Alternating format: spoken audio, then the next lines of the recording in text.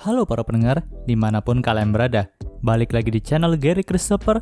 Oke, pada video kali ini gue akan kembali membahas tentang web novel Kage no Jitsurokusa ni Naritakute. Pada part kali ini, cerita akan masih tetap berpusat kepada karakter Epsilon juga Sid dan petualangan mereka dalam pasukan Black Rose. Gimana keseruannya? Mari kita mulai langsung aja pembahasannya. Pada part sebelumnya, kita tahu bahwa Sid dan Epsilon telah menemukan sebuah ruang rahasia di dekat medan perang. Setelah mereka memasukinya, ternyata terdapat banyak sekali huruf-huruf kuno, dan di dalam sana juga terdapat jiwa sang pahlawan manusia yang bernama Freya yang tersegel di sana. Dan nampaknya ia juga telah jatuh dalam kegelapan. Tentu saja, jiwa Freya yang jatuh dalam kegelapan itu langsung menyerang Sid dan Epsilon. Tapi di sini, Sid berhasil menghadapinya dan menguncang jiwa Freya sehingga sang pahlawan sedikit mendapatkan kesadarannya kembali.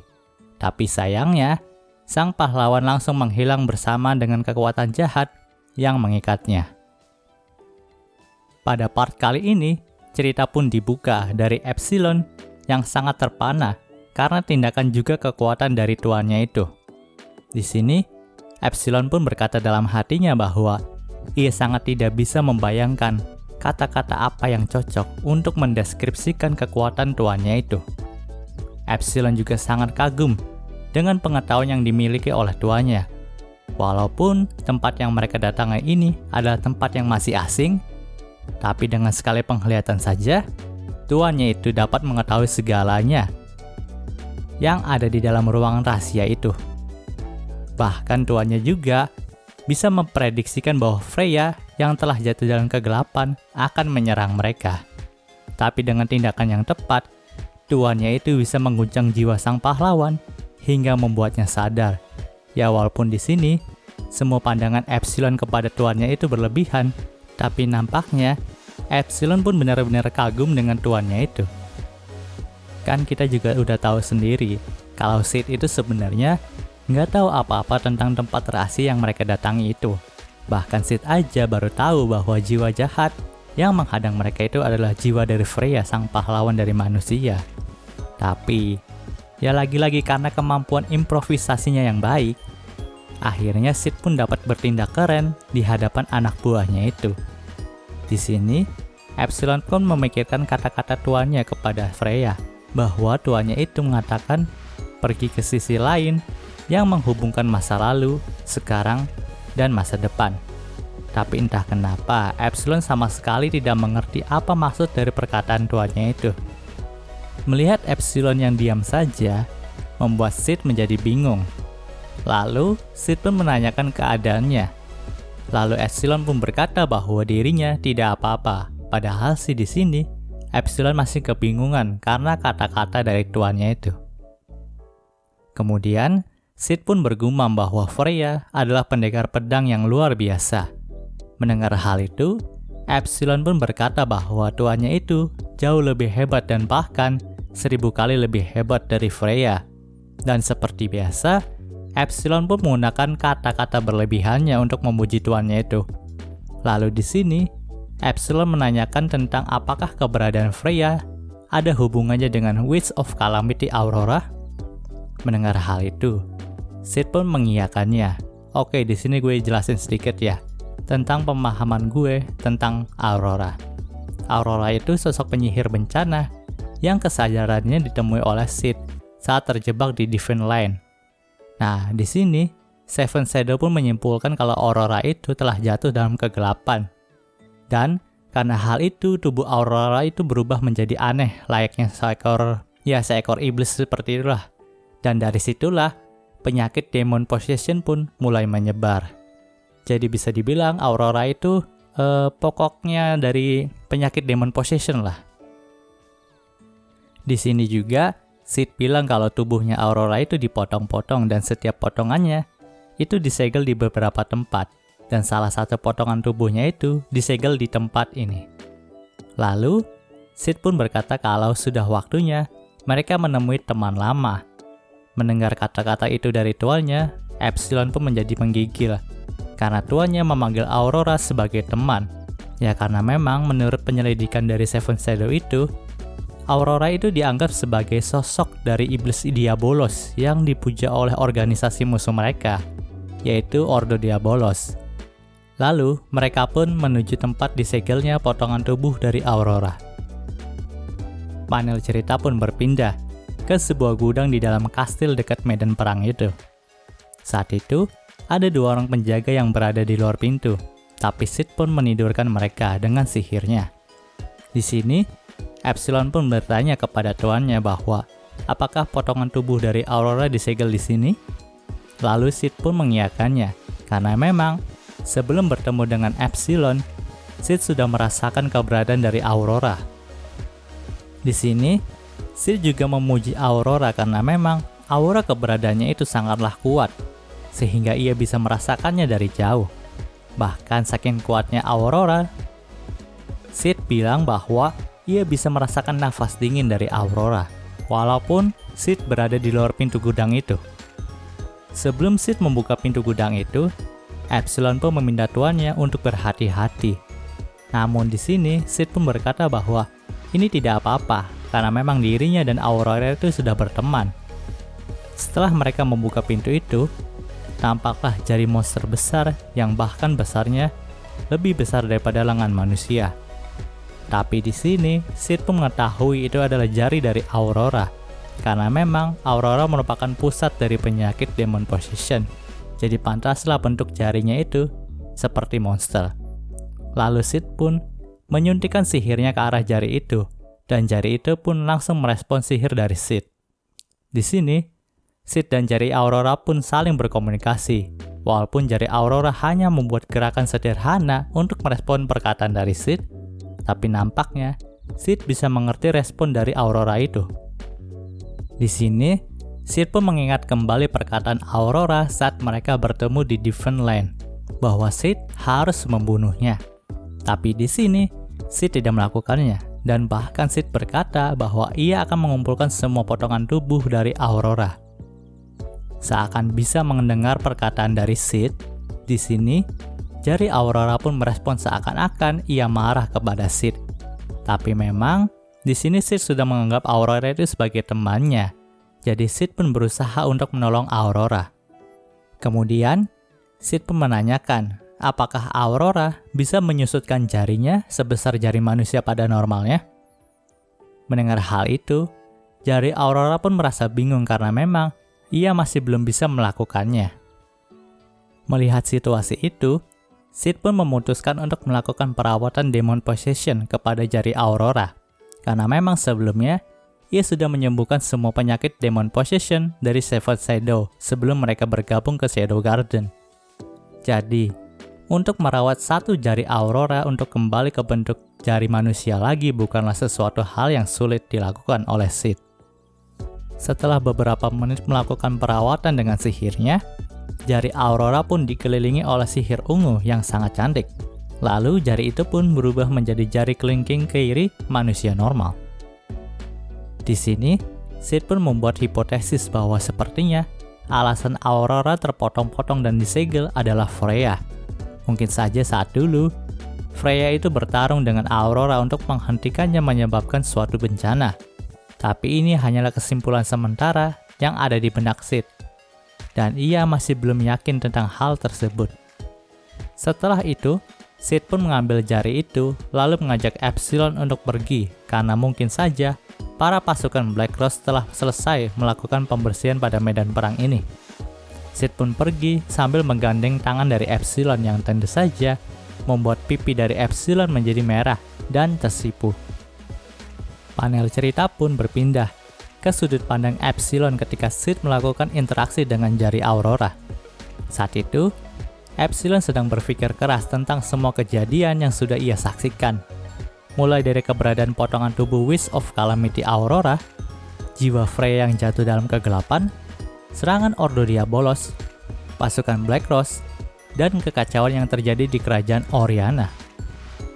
Ini merupakan teka-teki yang rumit bagi Epsilon, tapi ia sangat yakin bahwa semua hal itu pastinya memiliki satu benang merah yang terhubung. Tapi di sini, ada sebuah fakta yang mengejutkan bahwa tuannya sendiri menganggap Aurora sebagai temannya.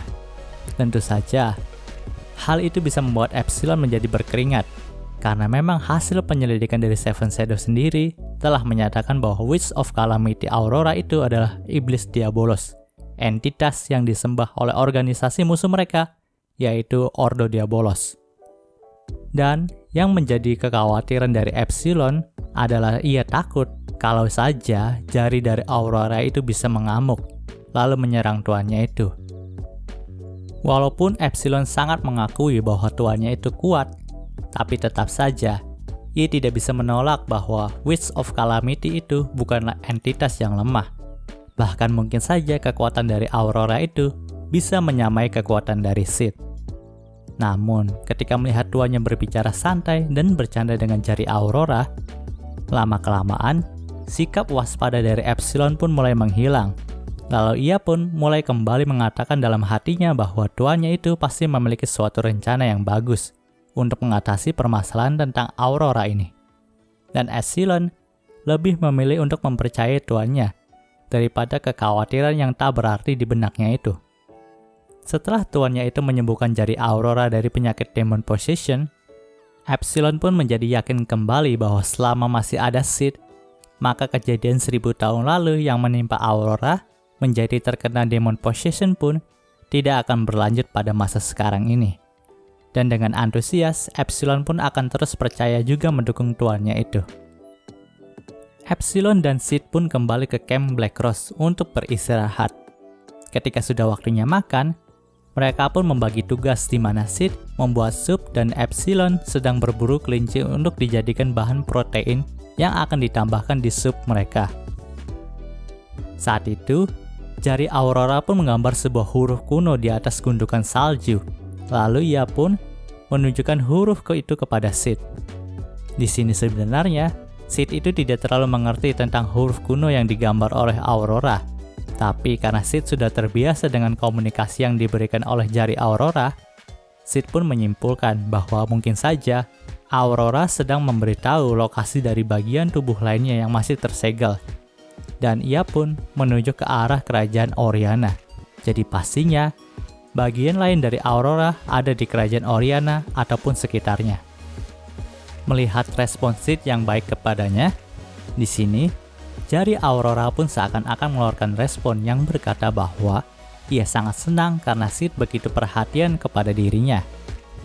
Lalu, Sid pun membalas respon itu dengan senyuman.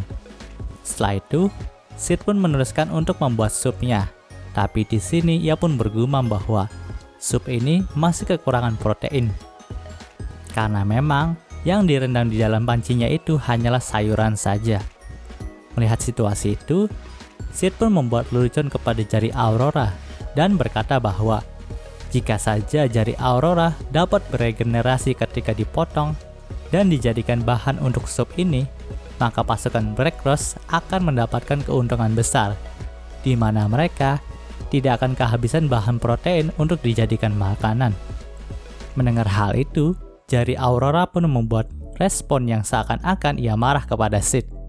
Lalu jari itu pun berguling di atas salju, seperti anak kecil yang sedang ngambek. Namun di sini, Sid pun langsung meminta maaf dan mengatakan bahwa ia hanya bercanda. Lalu, ia juga menenangkan jari Aurora. Sambil merebus sup itu, Sid pun mulai bergumam lagi bahwa ia telah meminta Epsilon untuk berburu kelinci sekarang ini. Tapi, ia masih meragukan apakah Epsilon bisa melakukan hal itu dengan baik atau tidak ya. Karena memang sudah cukup lama sejak Sid meminta Epsilon untuk berburu, tapi Epsilon tidak kunjung kembali juga. Jika saja Delta yang melakukan tugas pemburuan itu, maka pastinya Delta akan melakukannya dengan cepat. Karena memang Delta itu memiliki insting berburu yang sangat tajam, karena rasnya adalah Beastman. Tapi Sid pun berpikir kembali, jika saja Delta yang berburu, maka pastinya Delta akan membawakan seekor naga dan bukannya seekor kelinci. Tak lama setelah Sid memikirkan hal itu, Epsilon pun kembali dengan membawa seekor kelinci putih hasil pemburuannya. Dan ketika melihat hal itu, Sid pun menjadi lega karena khayalan tentang Delta yang membawa naga sebagai hasil pemburuannya itu telah hilang. Saat itu, ketiga Ojisen yang satu tim dengan Sid di pasukan Black Cross pun telah kembali dan ikut makan bersama mereka. Tapi salah satu Ojisen itu melihat jari dari Aurora dan mengira bahwa jari itu adalah jari dari pasukan musuh yang dipotong oleh Sid. Jadi di sini, ia pun meminta Sid untuk membuangnya sebelum jari itu membusuk. Di sini Sid pun tidak merespon apa-apa, tapi ia bisa merasakan mana dari Aurora itu sedang naik, yang menandakan bahwa ia sangat marah karena disebut seperti itu. Panel cerita pun berpindah pada 3 hari setelah pasukan Black Cross membersihkan medan perang dan mengambil alih kastil Konradsha. Di sini, tampaknya Goldo telah menghubungi pasukan Royalis dan memutuskan untuk bergabung bersama mereka. Berkat pencapaian yang didapat oleh pasukan Black Cross, akhirnya mereka pun diangkat sebagai pasukan utama Royalis. Dan sekarang, yang harus mereka lakukan adalah maju sampai ke dataran Oriana, karena memang fraksi Royalis juga fraksi Doem akan berperang di sana. Sesungguhnya, itu adalah rencana dari fraksi Royalis yang ingin memenangkan pertarungan di dataran Oriana, lalu langsung maju menuju ke arah ibu kota untuk menguasai Oriana kembali. Dan kebetulan, Sid juga ingin mengumpulkan seluruh potongan tubuh dari Aurora yang kemungkinan besar berada di ibu kota Oriana. Jadi, ini seperti memburu 2 burung dalam sekali lemparan saja.